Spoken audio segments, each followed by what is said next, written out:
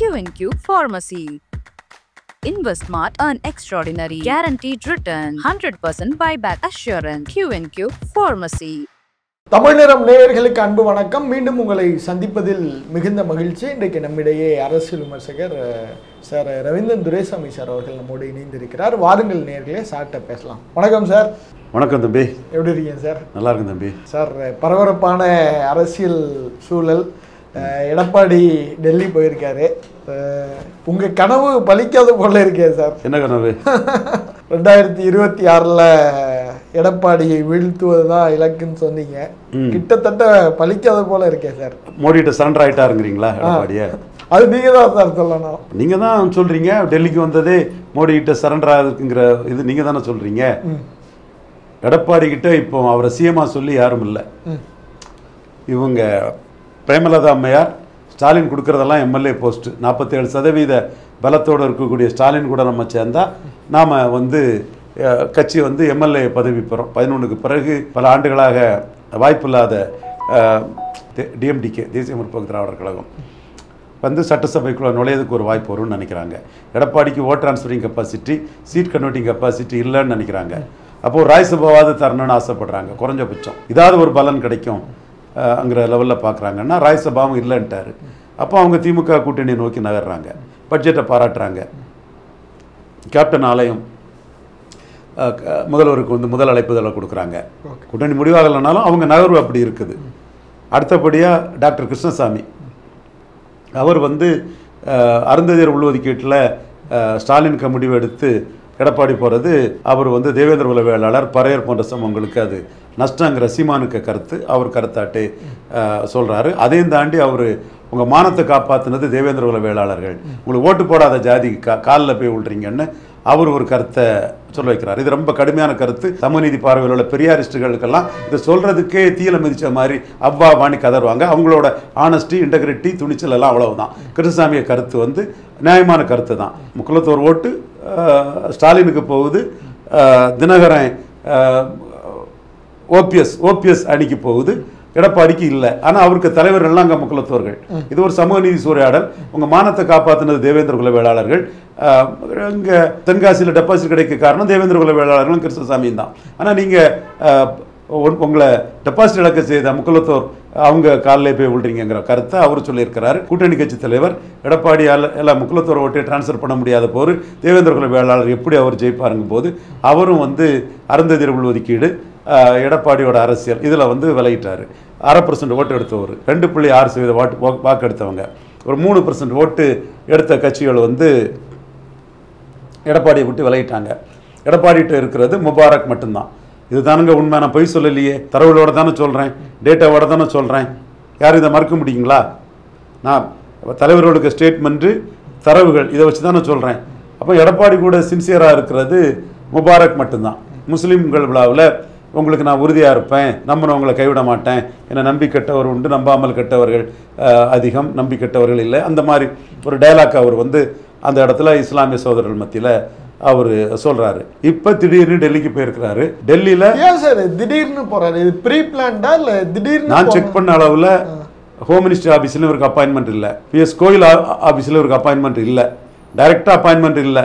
Okay, பல lapis பல விதமாக ஒர்க் பண்ணுவாங்க. இல்லை டைரெக்டாக போய் சந்திக்க அஃபிஷியல் மீட்டிங்கே இல்லை, அப்படி தானே சார்? அப்பாயின்மெண்ட் எனக்கு தெரிஞ்சு இந்த நிமிடம் வர நீ 4:30 மணி ஆகுதா, 3 மணிக்கு நான் செக் பண்ணேன், 3 மணி வரை அவருக்கு அமித்ஷா ஆஃபீஸ்லையோ பிஎஸ் கோயில் ஆஃபீஸ்லையோ அப்பாயின்மெண்ட் இல்லை. அதுக்கு மேலே அவர் வாங்கி சந்திக்கலாம். அது நான் நம்ம அப்பாயின்மெண்ட்டே கிடைக்காதுன்னு சொல்ல விரும்பல. இதுவரை இல்லைங்கிறது தான் என்னோட பாயிண்ட்டு. 3 o'clock வரை அப்பாயின்மெண்ட் அவருக்கு அமித்ஷா ஆஃபீஸ்லையும் ஹோம் மினிஸ்டர் ஆஃபீஸ்லையும் பிஎஸ் கோயில் ஆஃபீஸ்லையும் இல்லை. அவர் போகிறது நான் பிஜேபியை நோக்கி போகிறேங்கிறதுக்குள்ள இண்டிகேஷனை காட்டுறாரு. சட்டசபை நடக்கும்போதே டெல்லிக்கு போகிறாருன்னா என்னோட பயணம் பிஜேபியை நோக்கி இது பயணங்கிறது தான் அவரோட பார்வையாக இருக்குது. சார், இந்த திடீர் சந்திப்பு கிட்டத்தட்ட எஸ்பி வேலுமணி, கேபி முனுசாமி அவங்கெல்லாம் போகிறதாகவும் தகவல் இருக்குது. இந்த திடீர் சந்திப்பு இது என்ன மெசேஜை கம்யூனிகேட் பண்ணுறாரு சார்? அவர் 18% வாக்கெடுத்த என்டிஏ நோக்கி நகர்றதாட்டு அர்த்தப்படுத்திக்கலாம். ஏன்னா என்டிஏ 18% வாக்குங்க எடுத்தவங்க பொதுவாக தமிழ் மண்ணில் வந்து சட்டசபைனா பிஜேபி இல்லை, பிஜேபி ஒன்றும் இல்லை, சட்டசபையில் பிஜேபி டெட் வெயிட்டு தாங்கிறது பொதுவான ஒரு கருத்து.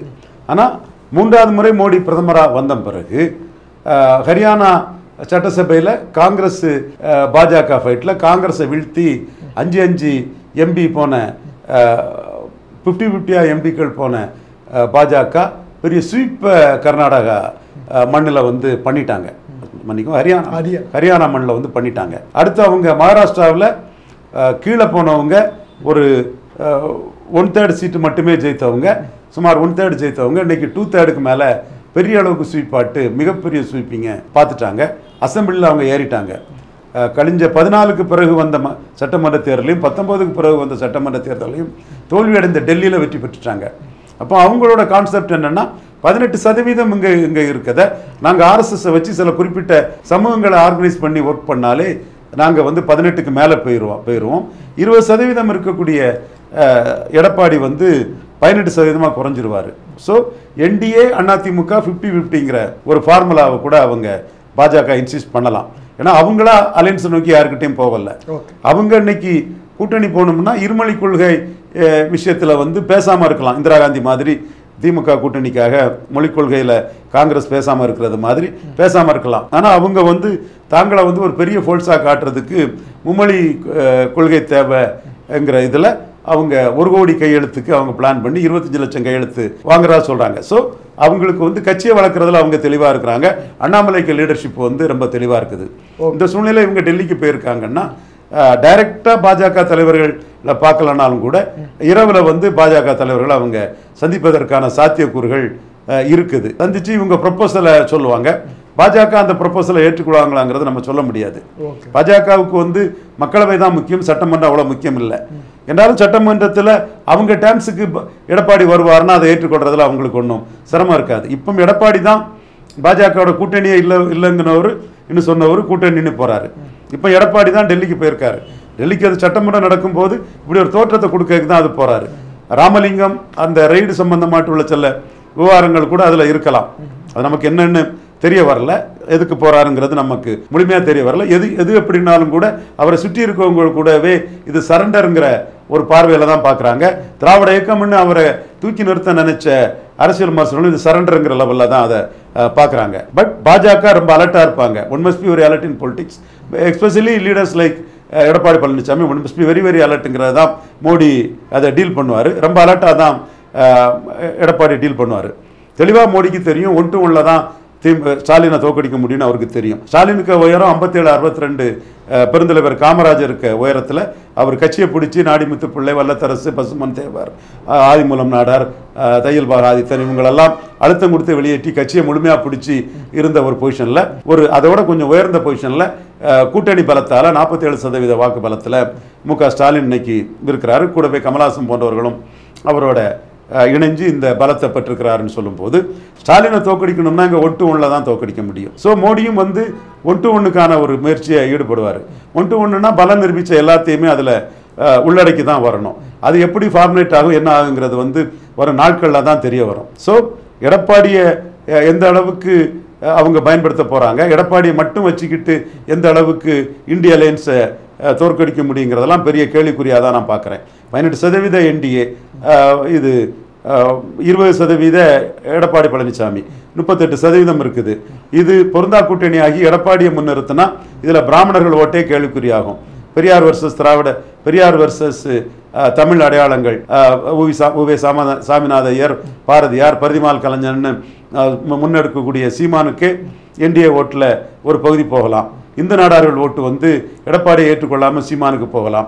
முக்குலத்தோர் ஓட்டு எடப்பாடியை ஏற்றுக்கொள்ளாமல் சீமானுக்கு போகலாம். நான் வெள்ளாள கவுண்டர் வாக்குகள், நான் வன்னியர் வாக்குகள் வந்து எடப்பாடியை ஏற்றுக்கொள்ளாமல் சீமான் தலைமைக்கு போகலாம். அப்படி போகும்போது ஒரு பொருந்தா கூட்டணியாக தான் வரும். அதை என்கரேஜ் பண்ணக்கூடிய அளவுக்கு அண்ணாமலையும் வந்து என்டிஏ ஆட்சி வந்தால் கல்லுக்கு அங்கீகாரம் கிடைக்கும், அண்ணன் சீமானும் கல்லுக்கு அங்கீகாரத்தை கேட்குறாருங்கிறதையும் பதிவு பண்ணுறாரு. அது மட்டும் இல்லை, திமுக அண்ணா திமுக எதிர்த்து போராடுங்க, பல இடர்பாடுகள் வரும், அன்னை துணிச்சலாக நின்று போராடுங்கன்னு ஃபைட் பண்ணுங்கன்னு அண்ணாமலை வாழ்த்துறாருன்னு சொன்னால் திமுகவையும் அண்ணா திமுக வேண்டாம்ங்கிற அந்த அரசியலுக்குள்ளே தான் மாறுபட்ட கொள்கைகள் இருந்தாலும் சீமானும் போறாரு, அண்ணாமலையும் அதை தான் போக விரும்புறாரு.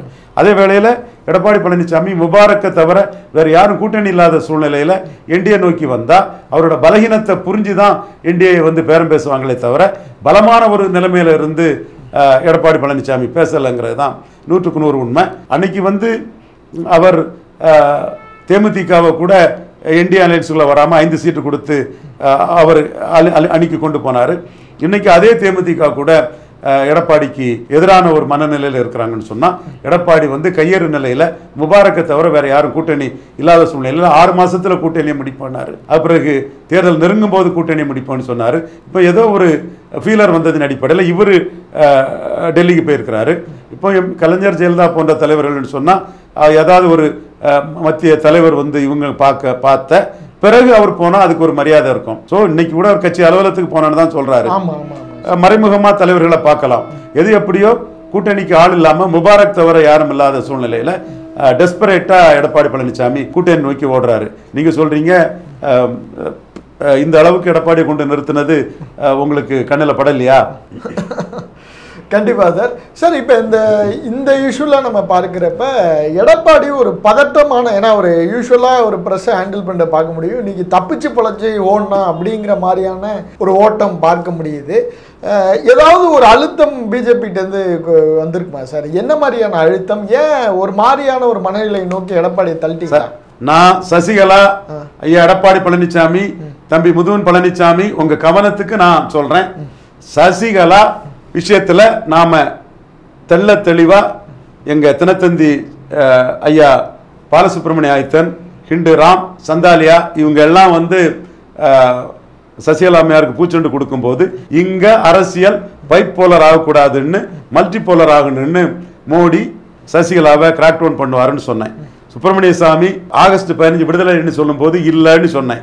என் மதிப்புக்கும் மரியாதைக்கும் உரிய மோடியையே பிஎம் கேண்டிடேட்டா ப்ரொஜெக்ட் பண்ணி இந்த நாட்டின் மானத்தை அத்வானியும் வாஜ்பாயும் சோனியா கிட்ட தோத்த போது சோனியாவை தோக்கடிச்சு நாட்டின் மானத்தை, ஆர்எஸ்எஸின் மானத்தை, பாஜகவின் மானத்தை காப்பாற்றின மோடியை பிஎம் கேண்டிடேட்டா ப்ரொஜெக்ட் பண்ண சத்ரியன் குருமூர்த்தியே சசிகலா பற்றி பேசும்போது நடக்காதுன்னு ஆணித்தரமா சொன்னேன். இது தெரியும். உங்களை தூக்கி போட போகும்போது நேஷனல் மைண்டட் கம்யூனிட்டின்னு அதை காப்பாற்றினதும் எங்கள் டீம் தாங்கிறது தெள்ள தெளிவாக தெரியும். நாங்கள் உறுதியாக சொல்கிறோம், மக்களவை தேர்தலில் மோடியை பிரைம் மினிஸ்டர் கேண்டிடேட்னு சொல்லும்போது மக்களவை எங்களுக்கு முக்கியம் இல்லை, சட்டமன்றம் தான் முடிவெடுத்த எடப்பாடிக்கு எதிராக மக்களவை தான் எங்களுக்கு முக்கியம், சட்டமன்றம் இல்லைங்கிற ஒரு முடிவை கண்டிப்பாக மோடி எடுப்பார். மோடிக்கு சிஎம் கேண்டிடேட்டாட்டு எடப்பாடி பழனிசாமி வர்றதுங்கிறக்குள்ள சாத்தியக்கூறுகள் மிக மிக குறைவுங்கிறத நான் மீண்டும் இந்த சூழ்நிலையிலும் ஆணித்தரமா அடிச்சு சொல்றேன். I am confident of Modiji. Okay sir. Modi ஒத்துக்கவே மாட்டாருங்கிறீங்களா? என்னோட கருத்து இதுல. அவர் என்ன டைம்ஸுக்கு வராரு, எப்படி வராருங்கிறது அதுக்கப்புறம் நம்ம பார்க்கலாம். கிட்டத்தட்ட இப்ப வந்து விஜய்க்கான ஆப்ஷனை க்ளோஸ் பண்ணிட்டாரோ சார் எடப்பாடி? விஜயோட நிலைமை எதுங்கிறத பவன் கல்யாணி தெளிவா சொல்லிட்டு போயிட்டாரு. நான் முதல்ல பிரச்சாரம் பண்ணேன், அதுக்கு பிறகு பலத்தை நிரூபிச்சேன், அதுக்கு பிறகு கூட்டணிக்கு போனேன். விஜய் முதல்ல பலத்தை நிரூபிக்கணும், அதுக்கு பிறகுதான் கூட்டணிக்கு போக முடியும். பலம் நிரூபிக்காத விஜய் தன் கையில வராத ஓட்டை ஒருத்தர் எப்படி இன்னொருத்தருக்கு டிரான்ஸ்ஃபர் பண்ண முடியும்? அது சீமான் தலைமைக்குனாலும் சரி, எடப்பாடி பழனிசாமி தலைமைக்குனாலும் சரி, எப்படி டிரான்ஸ்ஃபர் பண்ண முடியும்? நான் வெளிப்படையாவே உடச்சி பேசிடுறேன். ஜான் ஆரோக்கியசாமி போன்றவர்கள் எல்லாம் 7 to 3 10% கிறிஸ்டின்ஸ் ஓட்டு சீமானுக்கும் ஜோசப் விஜய்க்கு இடையில காமன் ஓட்டுன்னு நினைக்கிறாங்க. இல்ல, அந்த ஓட்டர்ஸ் வந்து மு.க. ஸ்டாலினுக்கும் காங்கிரஸுக்குமான ஓட்டு, ஆர்எஸ்எஸ்க்கு எதிரான ஓட்டு. இதுதான் உண்மை நிலைமை. ஆனா கற்பனையா ஒரு கற்பனை ஓட்டாட்டு இப்ப நீங்க ஒரு அவங்ககிட்ட ஒரு கிறிஸ்டின், ஒரு உடையார் கிறிஸ்டின் ஃபார் எக்ஸாம்பிள் இருக்காருன்னு கேட்டா சீமானுக்கு ஒரு வாய்ப்பு கொடுத்து பார்ப்போம்னு சொல்லுவாரு. விஜய்க்கு நல்ல பாப்புலாரிட்டி இருக்குன்னு சொல்லுவாரு.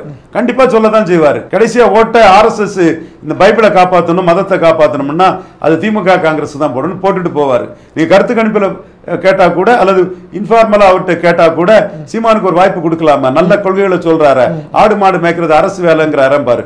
விஜய் அவர் சினிமா கலைஞருக்கு கொடுத்தா என்ன அப்படிம்பாரு. ஆனா ஓட்டு போடுறது வந்து திமுக காங்கிரஸுக்கு தான் போடுவாங்க. இது அவங்க கூட இருந்து அவங்க கூட பழகி என் சொந்தக்காரங்க எல்லாருமே தெரிஞ்சவனாங்கிறனாலதான் நான் வெளிப்படையாகவே இதை சொல்றேன். இது தெரியாம சில இவங்களை பற்றிய உணர்வுகளே தெரியாம சில அரசியல் விமர்சகர்களும் பாக்கி போன்றவர்களும் இவங்களை பற்றி தப்பா கணக்கு போடுறாங்க. இல்லை, எனக்கு நல்லாவே தெரியும். ஏன்னா அவங்க கேமச்சந்திரனுக்கு தான் கடைசியா போடுவாங்க.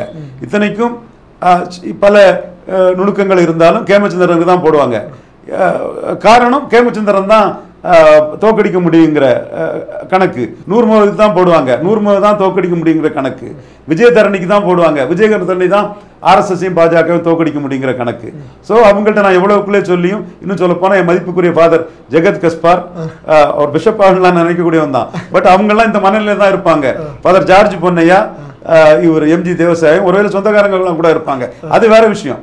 பட் அவங்களோட மனநிலை பொலிட்டிக்கல் ப்ரிஃபரன்ஸ் வந்து ஆர்எஸ்எஸ்க்கு எதிராக திமுக காங்கிரஸ்ங்கிற சூழ்நிலையில தான் இருக்கும். நன்றி சார். நன்றி. Q&Q Pharmacy. Services available: medicine, optical, diagnostics, audiology. Q&Q Pharmacy.